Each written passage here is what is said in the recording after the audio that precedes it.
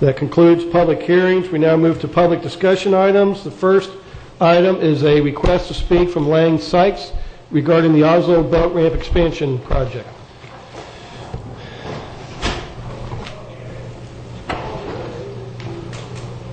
Good morning. Welcome. If you could give your name and address just for the record, please. Yes, good morning. Lange Sykes, 836 Reamar Drive, 32963. Thank you for your time, gentlemen. I'm here on behalf of those who do not yet have a voice to represent themselves. Not just the fish, but future generations of youth who, unlike myself and those before me, will lack the true privilege and God-given right to experience in person the most biologically diverse estuary in the Northern Hemisphere. I recall fondly as a boy stories of my grandfather accompanied by Polaroid photos for proof, an ecosystem and fishery far different than the one we as a community enjoy today. Meadows of seagrasses covered every square inch of river bottom that provided enough natural sunlight for photosynthesis to occur. Snook and tarpon so abundant that one need only hook a single white feather to trigger a reaction bite from those and many other native gamefish species. As a young man growing up on the lagoon, my memories of this ecosystem differ, unfortunately, from those in recent past. The population of our state is rapidly growing, as is the burden placed on this priceless ecosystem. Now more than ever before, we must work together to reduce and ultimately end the myriad of factors contributing to the overall degradation of this lagoon ecosystem. No one person, group of people, elected representatives, association, or government body can do this alone. Public education and astute awareness will be the driving force behind preserving this priceless resource. Our youth of today are working tirelessly to bring awareness to their peers and those who have enough respect to listen that we are on the precipice of losing this resource. The children take science classes, they learn about the scientific method, collection of data, and accurate sets, and how to form a conclusion. Our community owes a debt of gratitude to those who have dedicated their lives to understanding how and why this ecosystem works the way it does. Many wise men and women have understood that to be leaders, they need not be the smartest, but surrounded by those smarter than themselves. I respectfully ask you, commissioners, leaders in our community, to do the same. Look north and south to know the devastation the lagoon has suffered. We are one of the remaining sections with habitat left to support the start of life, not just for our invaluable gamefish species, which contribute so greatly to our local and state economy, but to the value of our real estate and those who live here, the opportunity to enjoy this precious resource. We know as a scientific fact that the 1,000 square foot estuarine area located at the end of Oslo Road is one of only 2 locations on the entire eastern seaboard where our foremost economically significant species of gamefish, spotted sea trout, snook, tarpon, and red drum, come every year to recruit. We also know as a fact that the seagrass meadows surrounding the Oslo site are among the most prolific left in the lagoon. The county has argued the need to pave the road to the launch site in order to curb runoff that is damaging seagrasses. If this were in fact the case, the existing meadows would not be among the most prolific left in the lagoon. If you don't believe me, you need only stick your head in the water and open your eyes. None of the reasons the county has argued for expansion of this site at the taxpayers' exorbitant expense are based on preserving or bettering the environment in question. They are certainly not based on the overwhelming majority of public opinion. Why then the motivation to do it? Why apply for a maintenance dredging permit out 210 feet from the base of the ramp when the only permit for any kind of dredging issued June 30th, 1977 by the State of Florida Department of Environmental Regulation granted the county to, and I quote, maintenance dredge an existing channel excavating 100 cubic yards of dredge material. The current scope of the ramp only allows access for very small skiffs, kayaks, and john boats. If the ramp itself is not being altered to accommodate larger vessels, it makes absolutely no sense for the need to dredge out 210 feet, a far greater distance than has ever existed or been permitted in history. There is a compromise to be made by the county and with the general public. I would encourage the Commission to table this initiative before any irreparable damage is done to this invaluable site. On March 14, 1903, without fanfare, President Theodore Roosevelt signed an executive order establishing Pelican Island part of the lagoon, which you are all familiar with, as the first federal bird reservation.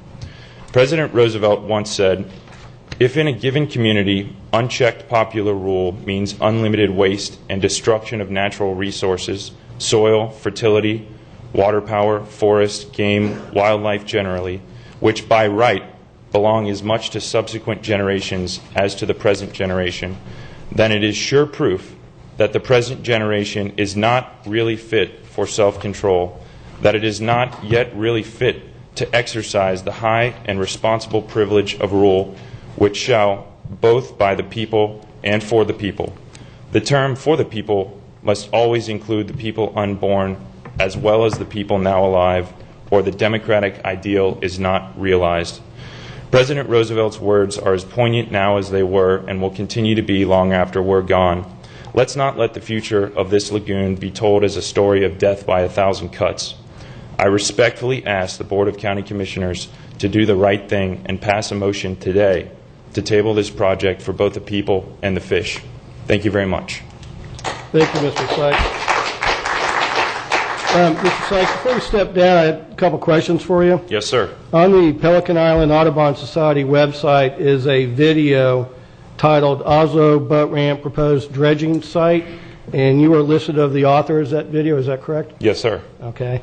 And then in the June version of the 32963 periodical, you are quoted in regarding the video as saying absolutely 99% of the footage in the video was filmed in the area that will be dredged. Is that a correct quote? I took a measurement, sir, from the foot of the boat ramp out 210 feet with an actual rule and started videoing just outside and working my way into the launch ramp site. So the majority of that video is in fact within the proposed dredging site. And as you can see, the prolific nature of the seagrass as well as the other indigenous species of fish are present. Okay. Well, Mr. Sykes, I don't know how you measured or what you did, but quite frankly, your video is a sham. It is not in the area that is going to be with the muck removal, and I'm going to show you right now how far off you are, okay? So, Scott, if you could please call up the survey, please, and Bill, could you come do the...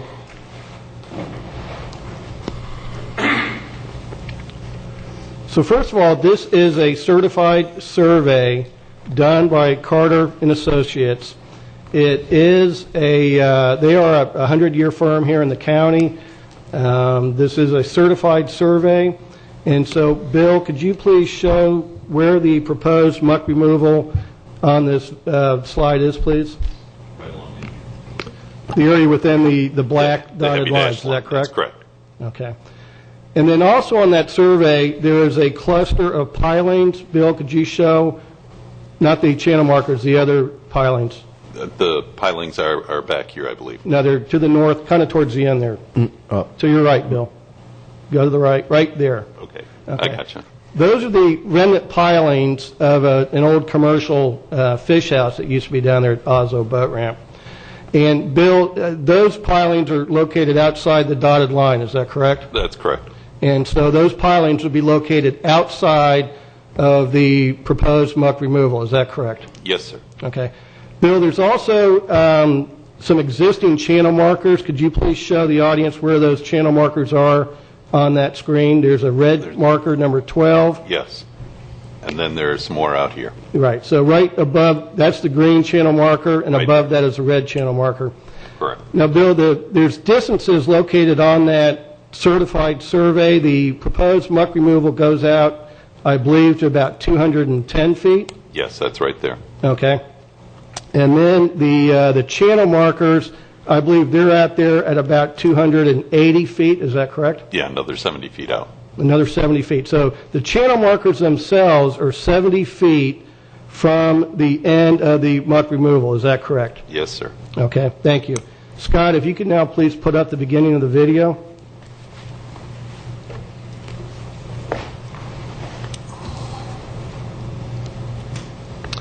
Okay, this is the beginning of the video, and just leave it pause here for a minute, that Mr. Sykes claims that he filmed showing that everything following this video is in the area of the proposed dredging. You can clearly see the two channel markers there, the red one on the right, the green one on the left. Now keep in mind that those channel markers already are 70 feet from the edge of the proposed work area. Looking at this video, I'm guessing this is another 40, 50 feet further seaward of the proposed work area. And Mr. Sykes, this is your video. You are approximately 120 feet from the end of the proposed work area. So can you please explain to me how you can claim that your video is in the proposed dredging area? Commissioner O'Brien, thank you. This was shot with a wide-angle GoPro camera underwater, and it makes the perspective look far greater away from where it's actually taken.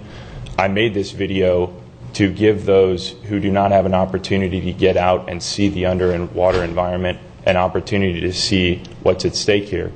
And regardless of any claims of whether or not this in its entirety falls within the proposed dredging site, it clearly illustrates the health of the seagrasses, which will be disturbed by aggrandized boat traffic coming in and out of the launch site. Okay, That's Mr. the Sykes, purpose of this that was video. not your quote. Okay, your quote is 99% of the video is filmed in the area that will be dredged.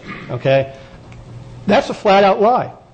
It's Okay, and now not a you're lie, changing your sir. story. It's a 5-minute and 22-second video, and the majority of the video is shot within the site. As you can see, I'm swimming It is not in the area that is to be dredged. And we'll go ahead and run the video, because the first minute you come up, you're still past the channel markers. I would love for you to show the video to Okay, give let's the show it. public a chance to you see tell me- you the tell me- underwater environment here. You tell me exactly when we're in the proposed dredging area. I'd be happy to do Okay? that. Go ahead and run the video. Just gentlemen, look at the segue here too as this transitions underwater. Notice that it's a several second transition, because later I'll point out where this was cut and edited as well.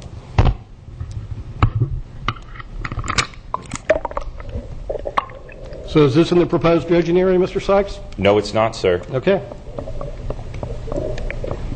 I think, though, that the need to scrutinize the video, unfortunately, is an example of not addressing the real issue here of what's at stake. Now the real issue is people being truthful with what they say.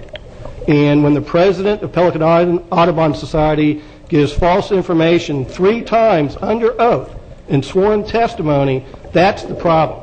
First of all, sir, I'm not the president of the Pelican Island Audubon Society. Misinformation. That's not my title or Oh, wait a minute. position. It says proposed dredging site. That's your title. I understand that that's All right, the video. so here, stop it, please. Are you saying that We're still outside the channel markers, Mr. Sykes, so how can you say this is in the proposed dredging area? you asked me to tell you when it comes within the 210 feet? I said I would do so, and it has not yet. So I Okay, so will do over that. a minute has gone by, and we're not in the proposed dredging But area. again, correct? I would like to point out that I am not the president of the Pelican Island National Wildlife Society, nor did I give any of those statements under oath. As I you said agree. yourself, that's to 32963 magazine. I gave them a great deal of information, and that's what they chose to publish. And that was your quote. 99% is in the area that will be dredged. We've already gone a minute, so 20% of this is not. So how can you say 99%? How can you say 99% when 20% already is outside the area? Again, the purpose of this video is to show the general public what's at stake in this particular area. That is not how you promote. Look at proposed dredging site right there in the title of the video. Yes, So go ahead this is and- a proposed dredging site. This is not. This is outside the proposed area of work, sir. Is this not still considered a site at which dredging will occur? Mr. Chairman, Absolutely not. Mr. Chairman, I think this conversation's gone off a little task. Matter If of you want to watch the semantics. video, let's watch the video, but I don't think it's appropriate for the chairman and our guests to have a tit-for-tat back and forth. Thank I'll you. just say that this is not the dredging site where this video is shot under the water. Go ahead and keep running it.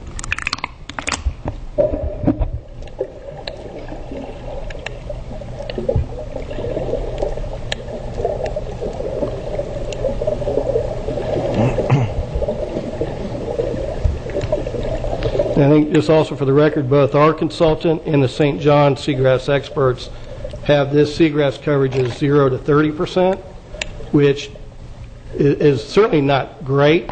It's pretty sparse, actually. So just keep that in mind.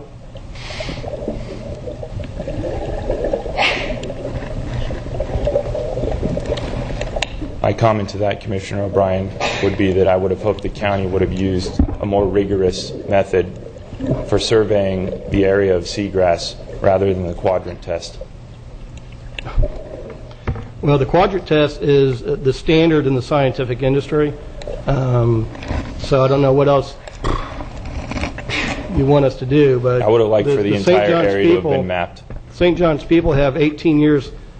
Okay, so here we are, right off of those, the remnant pilings of the old fish house, and again, the certified survey that we showed that these pilings are outside the area that the dredging will take place. So, Mr. Sykes, again, if you could just pause that, Scott, just back it up to the surface shot. Okay, so again, are we in the area of the proposed dredging? The dredging starts within the concrete piling, sir. It does not. Scott, I said could within, you put, west of Scott, the could you put concrete the survey piling. back up? There are the pilings, Mr. Sykes. They are outside the black dotted line, so they are outside the area of the proposed dredging. Maybe you're misunderstanding what I said. If you go back to the frame of the video that you paused it on, Yes. I said the proposed dredging site occurs within, west of the piling where the Pelican is sitting. Well, you're wrong there, because, again, it's not due west of the piling. It's south of the piling. But, again, we're now at 2 minutes, so we're at 40% of the video is not in the proposed dredging area. So go ahead and keep running it.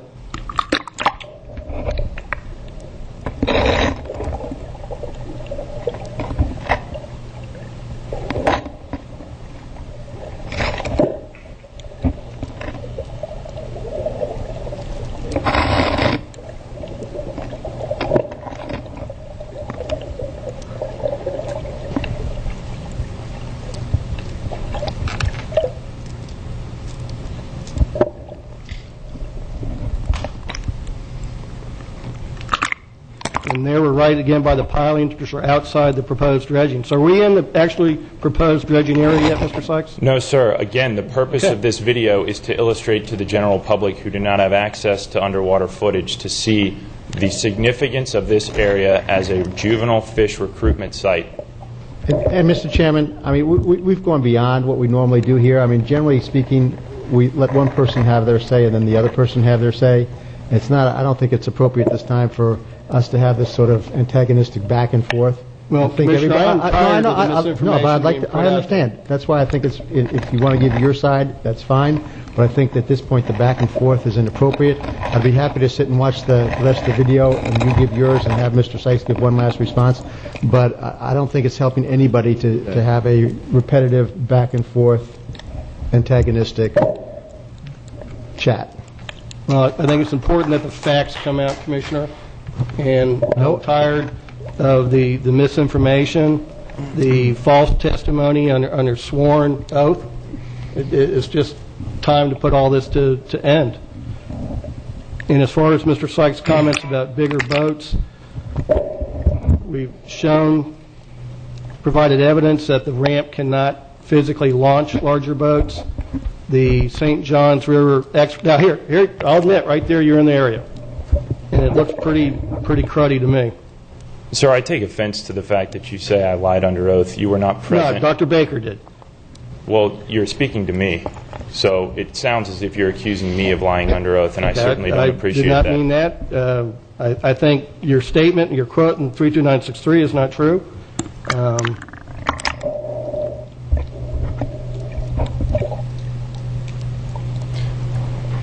My statement that I said earlier, sir, about the site's inability to launch a larger craft is to my point, which is why dredge out that far if we don't have the ability to launch a larger craft? Because the channel is filled with muck. And Senator Altman secured $20 million for muck removal because muck is bad for the lagoon and seagrasses. Mark Perry of the Florida Oceanographic Society says muck is harmful to the lagoon and seagrasses. Dr. John Telfrey with Florida Institute of Technology said when you remove the muck, seagrasses can take root. So the county views the muck removal as a benefit to the lagoon. You and I are not in disagreement that muck is a malevolent factor to the overall health of the lagoon system. My argument is that the dredging goes far beyond where the muck actually exists, sir. Well, okay, and you say that, but we have surveyed it, we have walked it, we have taken samples, and where we are working is all where the muck is. Oh, you and I are in disagreement about that then. Well, I guess so, but you know, your video was not in the area where we're removing muck, so I don't think you have a basis to say what we're removing because your video is outside the area of where we're working. If you're basing everything on the video and not taking into account everything else that's been said, I think that's unfortunate. There are numerous peer-reviewed scientific studies that show the significance of this site. And I agree, Commissioner Solari, I don't want to take up any more time of this public forum here. And I thank you all for hearing me today. And I do encourage you to make a motion to table this because the overwhelming majority of this community does not want this project to happen. So please, I encourage you to make another motion, and hopefully some of your courageous commissioners here will second you. At this point, Mr. Sykes, I've done it a couple times, and it's really not appropriate for the one who failed on the motion to reinstitute it.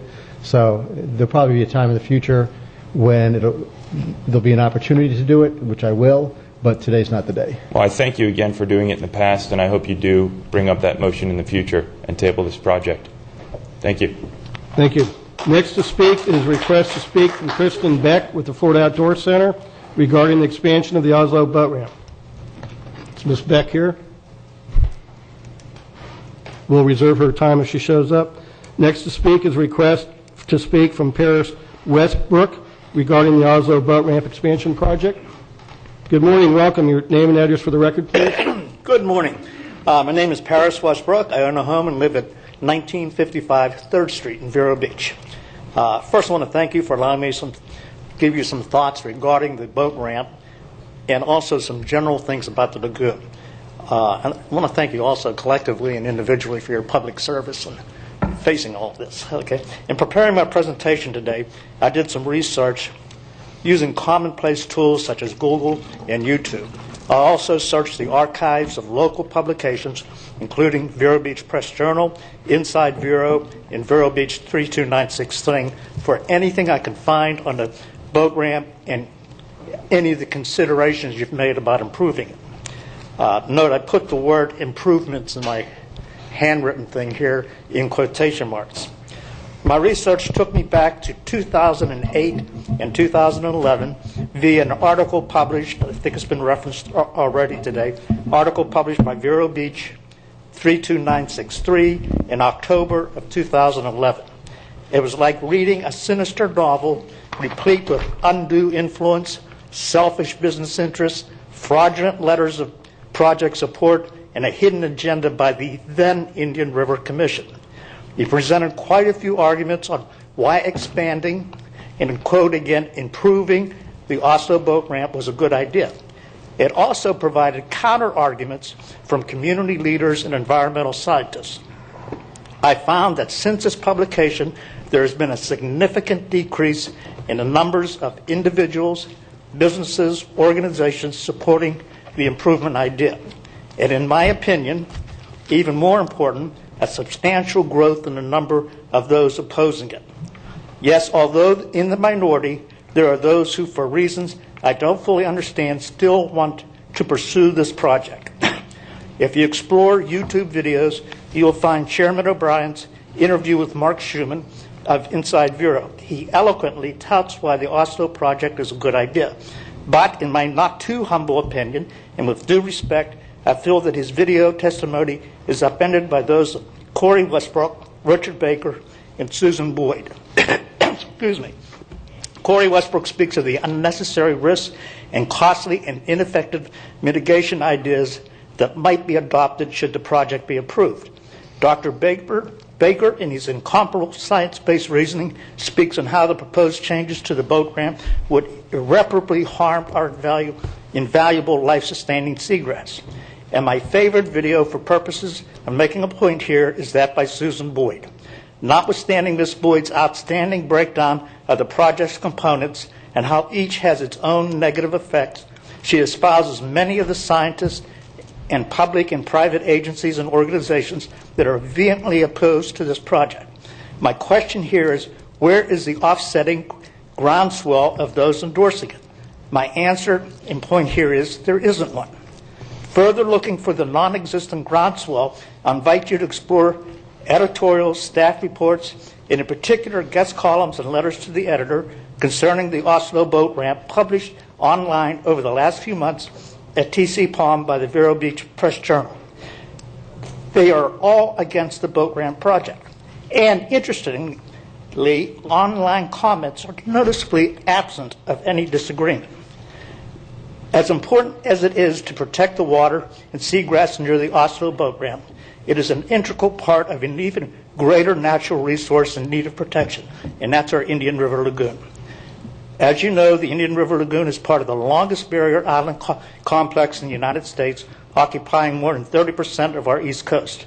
The Indian River Lagoon system spans 156 miles from Ponce de Leon and the Mosquito Lagoon to Jupiter. Besides Indian River County, it runs along our coastline neighbors, Brevard, St. Lucie, and Martin counties.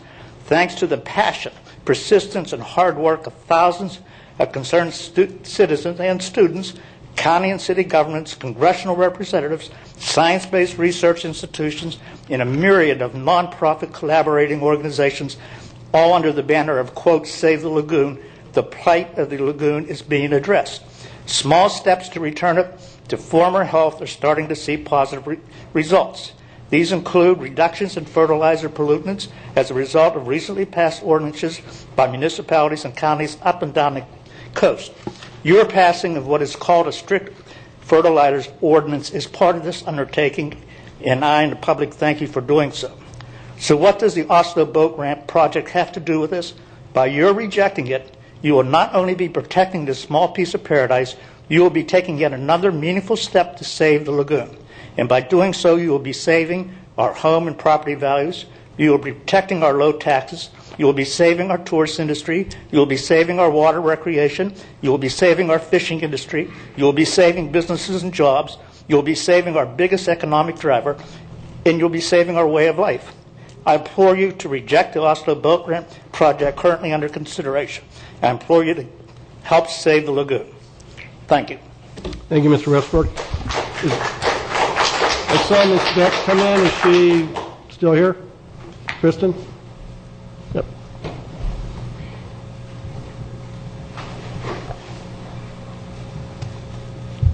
Welcome. Your name and address for the record, please. My name is Kristen Beck. I'm the Executive Director of A Florida Outdoor Center, our nonprofit organization that connects people to nature through outdoor activities, including kayaking, stand-up paddleboarding, birding, and running in the outdoors. And I'm here to oppose the Oslo Boat Ramp on behalf of our organization. We take people outdoors to see our environment, and I've been speaking for the past couple of years on the degradation of the health of the lagoon, and you guys have taken steps on helping improve the health of the lagoon, but I feel like the Oslo Boat Ramp would be a huge, giant step back. It is one of the few areas where we do have healthy grass beds. I take people out off of Sebastian, off of Wabasso, off of Pelican Island National Wildlife Refuge, and we've seen the grass beds declining over the past few years. Oslo and Round Island are some of the areas where there are still thick grass beds, where the manatees are grazing, where the juvenile fish are there in numbers, where the bird populations are resting and breeding and nesting on the spoil islands. There's been a decline in my bird observations, which I keep a journal of, in the Sebastian area and in the Vero area, but I'm seeing them down in the Oslo area and the Round Island area. It is my outdoor classroom. I take people out there. That's my livelihood, is to get people outdoors, to connect them with nature.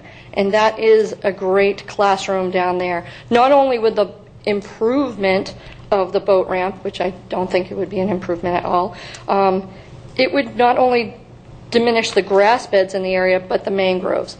By plowing that area and building a parking lot, you're going to be destroying some really pristine mangrove fish rookeries.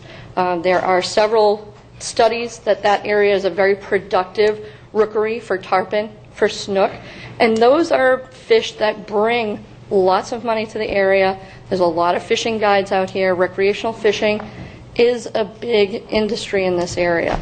So I would really strongly advise to not move forward with the Oslo Boat Ramp improvements, but really spend more time focusing on improving the overall health of the lagoon. Education on runoff, trying to mitigate some of the effects of the runoff that's degrading the Indian River Lagoon. And thank you for your time. Thank you, Ms. Beck. That concludes public discussion.